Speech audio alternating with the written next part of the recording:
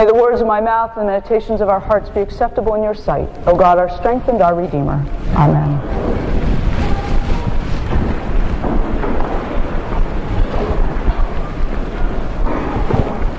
They had been driving for about 4 days in an old beat-up Chevy, sleeping in the car, eating those nasty corn dogs out of gas station mini-marts. And the sleeping in the car was really tough because Mary was 8.5 months pregnant. No matter what she did, there was no way she could get comfortable. They were headed for Bakersfield, where they thought they had some friends, where they might find a place to stay. But what had happened is when they hit that split of the 5 and the 14, Joe got confused.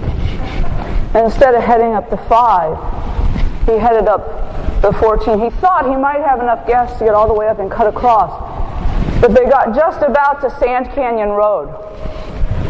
And he had just enough gas. He pulled off and he kind of coasted up and hit the traffic light. And the car stalled. And I said, Joe, what are we going to do? He said, I'll figure it out, Mary. I'll figure it out. So he left Mary in the car. He stood there on the corner, figuring if he could panhandle for a little while, maybe he could get enough money to get a little bit more gas, or maybe somebody would come along and help him out. And he was waiting there. People were driving by and driving by, driving by, and suddenly this man comes walking toward him, and he's a little bit nervous. This guy comes up and says, dude, you're in my spot. This is my spot where I panhandle. You got to move on. And Joe's like, sir, please, have mercy on us. My wife is 8.5 months pregnant. She's about to have her baby. We have no money. We don't know what to do. And Tobias, the homeless guy, said, well, there's a shelter down there in Santa Clarita, but you're probably about 10 miles from there. Joe says, we can't get there. He says, come with me, I need to go back and check on my wife. And Joe and Tobias go back to the car, and Mary is exhausted. Tobias says, you know what? Come with me. Some of my friends, we camp down in the wash. We got a nice little place there. We can at least get your wife a place to lay down and maybe rest for a little bit. So they get Mary out of the car and they go down. They're trudging through the wash.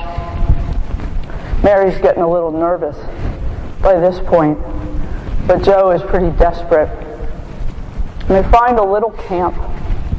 It's about 5 men hanging there, drinking a little, waiting for the evening to go by. And Mary suddenly says, Joe, this baby is coming. He says, I know it's coming. She says, no, it's coming now, Joe. What do you mean now? I mean now. Joe's looking around. Tobias, what do we do? He says, you know what? Don't worry. You know what? I used to be an EMT. Kind of down on my luck. I ended up here. It's all right. We'll make it through. And right there in the wash, Mary had her baby. And Tobias wasn't kidding. He knew what he was doing. He delivered that baby, cut the cord, baby squall into high heaven. The other guy said, man, that kid's got a pair of lungs. Now, if we were telling the Christmas story in Santa Clarita, that was probably just about how it went down. Luke sets this beautiful picture for us. We assumed that stable was clean and sweet-smelling, and all the animals were clean, and their pens had been mucked out that very day because they knew the Son of God was about to be born right there, and you've got to get your stable clean if the Son of God is coming to be born. Those shepherds, they just sort of walked in with their lovely, fluffy, white, clean sheep. And everybody's kneeling and praying. They've got on really lovely, beautiful, clean clothes, and the angels sing. I suspect that if Mary had ever read Luke's version of the birth of Jesus should be like, oh, you have no idea. Do you know how bad stables smell? And have you ever been near a shepherd? I mean, those guys don't bathe. I mean, when they showed up, I said, Joseph, you do not let them in here. They stay out here. It's bad enough with the animals. You keep those shepherds out of here. But you know what? That's not really the story we want to hear tonight, is it? It really isn't.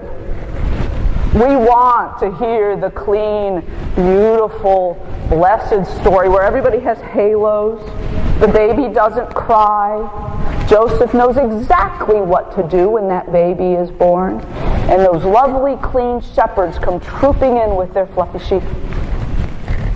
That's the story that we want to hear.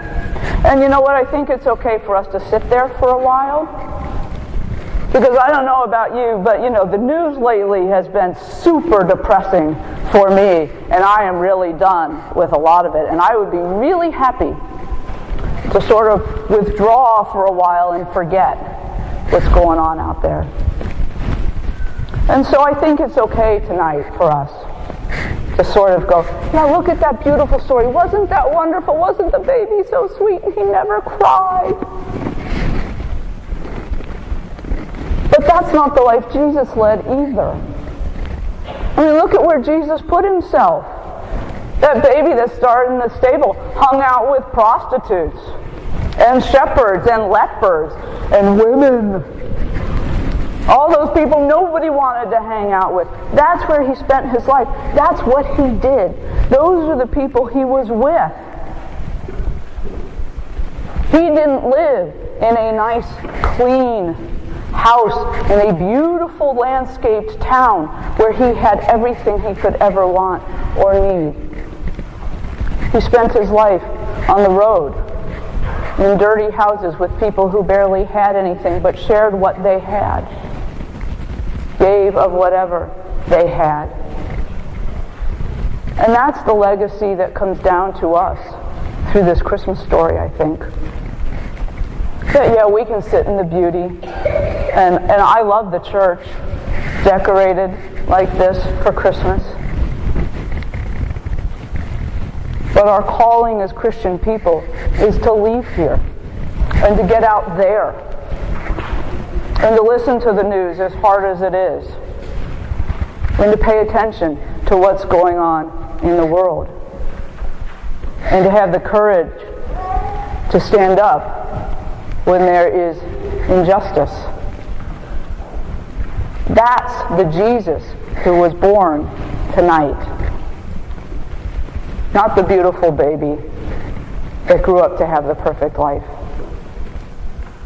but probably a squalling, dirty baby in a nasty, dirty manger who spent his life serving those who needed everything and had nothing.